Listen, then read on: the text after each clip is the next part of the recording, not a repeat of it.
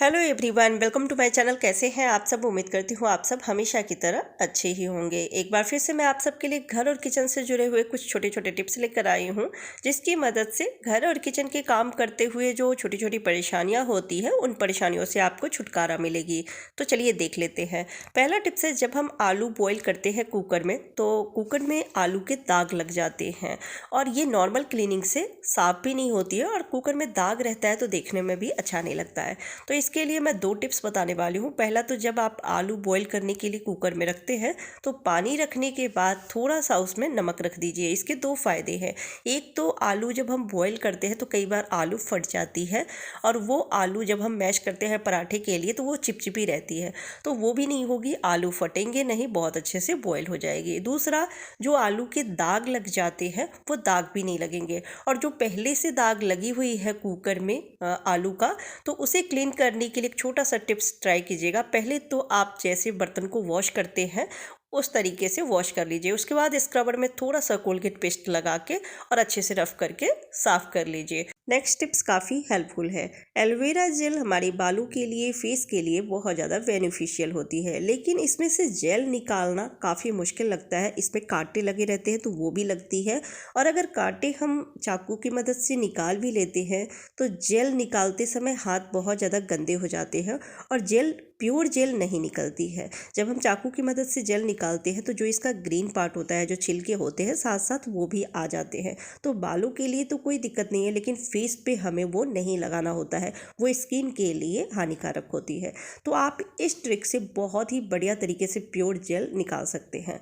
आपको ले लेना है चॉपिंग बोर्ड, या फिर कोई लकड़ी का पाटला है वो ले लीजिए, और इस तरह से बेलन को हमें घुमाना है एलोवेरा के लीफ पे, तो जितना भी प्योर जेल है वो निकल जाती है। उसके बाद आप इसे किसी बर्तन में ट्रांसफ़र कर लीजिए। आप देख सकते हैं ग्रीन पार्ट बिल्कुल भी नहीं आई है, और अगर आपको लग रहा है कि जेल लीफ में और है तो आप चाकू की मदद से उसे निकाल सकते हैं। हल्के हल्के हाथों से चाकू को आप उस पर घुमाइए तो जितने भी जेल होंगे वो निकल जाएंगे, और जो छिलका है वो बिल्कुल भी नहीं आती है। तो आप देख सकते हैं मैं सारा जेल निकाल ली हूँ और छिलका बिल्कुल भी नहीं आई है। ये तरीका पर्सनली मुझे बहुत ज़्यादा पसंद है, क्योंकि हाथ गंदे नहीं होते हैं और प्योर जेल निकल भी जाती है।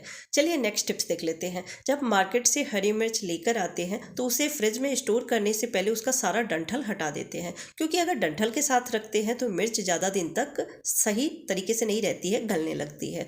तो डंठल जब हम हटाते हैं, या फिर कई बार ढेर सारी हरी मिर्च को चॉप करनी है तो हाथ में जलन भी होने लगती है और हाथ से स्मेल भी आती है मिर्च की। कई बार हम फेस टच कर लेते हैं, या फिर बच्चों को अगर हम छूते हैं तो उन्हें भी जलन हो सकती है। तो इसके लिए मैं दो टिप्स बता रही हूँ, दोनों काफ़ी यूज़फुल है। सबसे पहले तो आप सरसों तेल हाथ पे अप्लाई कर लीजिए बढ़िया से। उसके बाद आप इसका डंठल हटाइए, या फिर जितनी मर्जी हरी मिर्च को चॉप कीजिए, ना हाथ से स्मेल आएगी और ना ही जलन होगी। फिर भी कई बार होता है कि हाथ से ही हम हरी मिर्च को तोड़ के और सब्जी में रख देते हैं, या फिर कोई रेसिपी में अगर डाल रहे हैं तो स्मेल आ रही है या फिर जलन हो रही है, तो हाथ को बढ़िया से आप पानी से धो लीजिए। और धोने के बाद आप ले लीजिए फ्रिज का ठंडा ठंडा दूध। अगर कच्चा दूध है तो वो ले सकते हैं, नहीं तो बॉयल किया हुआ दूध है वो ले लीजिए। ठंडा दूध होना चाहिए। तो हाथ को पहले आप धो लीजिएगा, उसके बाद आप 1-2 चम्मच दूध से हाथ को अच्छे से साफ़ कर लीजिए, तो स्मेल भी नहीं आएगी और जो जलन है वो जलन भी कम हो जाती है। चलिए नेक्स्ट टिप्स देख लेते हैं। प्याज कट करते समय किसके आंख से आंसू नहीं आते हैं? एक भी प्याज अगर चॉप करते हैं तो आंख से आंसू आने लगते हैं। दो तरीका बता रही हूँ, जिसके बाद आप जितनी मर्जी प्याज चॉप कर लें, छीलना भी आसान हो जाएगी और चॉप करना भी बहुत आसान हो जाएगी। जब हम ऐसे प्याज को छीलते हैं तो इसका छिलका आसानी से नहीं निकलती है, जो एक पन्नी वाली जो पतली सी लेयर रहती है ना, वो आसानी से नहीं निकलती है। तो इसके लिए आप जितने भी प्याज को छीलने वाले हैं, चॉप करने वाले हैं, उसे फ्रीजर में 5 से 10 मिनट के लिए छोड़ दीजिए। इससे जो इसका प्याज का छिलका है वो थोड़े सॉफ्ट हो जाते हैं और आसानी से निकल भी जाते हैं। और जितनी मर्जी हो प्याज को आप चॉप कर ले, आँख से आंसू भी नहीं आएंगे। ये बहुत ही बढ़िया तरीका है। तो इस तरीके से ढेर सारे प्याज को आप चॉप कर सकते हैं, लेकिन आँख से आंसू नहीं आएंगे। एक तरीका और बताती हूँ, अगर आपको फ्रिज में नहीं रखना है तो 5 से 10 मिनट के लिए इसे पानी में डिप करके छोड़ दीजिए। उसके बाद आप प्याज को चॉप कीजिएगा तो आसानी से छिलके भी हट जाएंगे और आँख से आंसू भी नहीं आएंगे। नेक्स्ट टिप्स बहुत ही काम का है। जब हमें पापड़ फ्राई करना होता है, या फिर पूड़ियाँ तलनी है, पकौड़े तलने हैं, हैं तो तेल को हम कैसे चेक करें कि तेल अच्छे से गर्म हुई है या नहीं। क्योंकि अगर तेल बढ़िया से गर्म नहीं होती है और कम गर्म तेल में या फिर ठंडे तेल में पूरियाँ रख देते हैं या फिर पकौड़े रख देते हैं, वो अच्छे से फूलती नहीं है। पकौड़े तो चिपक जाते हैं और पूरियाँ फूलती नहीं है, सारा तेल वो पी लेती है, वो बेकार हो जाते हैं। या फिर पापड़ अगर आपको फ्राई करना है तो वो चिमराइन बनती है, क्रिस्पी नहीं होती है, तो वो भी खाया नहीं जाता है। तो इसके लिए 2 टिप्स बता रही हूँ। आप ले लीजिए टूथपिक और तेल में टूथपिक को डाल के देखिए, अगर बबल्स उठ रहे हैं यानी तेल अच्छे से गर्म हो गई है। या फिर अगर आपको पूरियाँ फ्राई करनी है तो छोटी सी आटा की लोई लेके तेल में रख देना है, अगर वो तुरंत तैरने लगती है। या फिर पापड़ फ्राई करना है तो एक छोटा सा टुकड़ा पापड़ का रख दीजिए, अगर वो तुरंत तेल में ऊपर तैरने लगती है यानी तेल बहुत अच्छे से गर्म है। उसके बाद जब आप फ्राई करेंगे तो ये अच्छे से फ्राई भी हो जाती है, क्रिस्पी रहती है और तेल भी ज़्यादा ये नहीं सोखती है। नहीं तो पूरियाँ हो या फिर पापड़ तेल एब्जॉर्ब कर लेती है बहुत ज़्यादा, फिर वो खाने का मन नहीं होता है। तो आप देख सकते हैं तेल काफ़ी अच्छे से गर्म हो गई है और अब जब पापड़ चिप्स मैं रख रही हूँ तो बहुत अच्छे से ये फ्राई हो गई है, क्रिस्पी भी बहुत बढ़िया है। इस तरह से पापड़ बहुत अच्छे से फ्राई हो जाती है। आप देख सकते हैं तेल भी एब्जॉर्ब नहीं किया है और मैं एक चिप्स को तोड़ के दिखा देती हूँ कि कितना क्रिस्पी फ्राई हुआ है। तो ये तरीका बहुत ही बढ़िया है, इस तरीके से आप तेल के टेम्परेचर को चेक कर सकते हैं।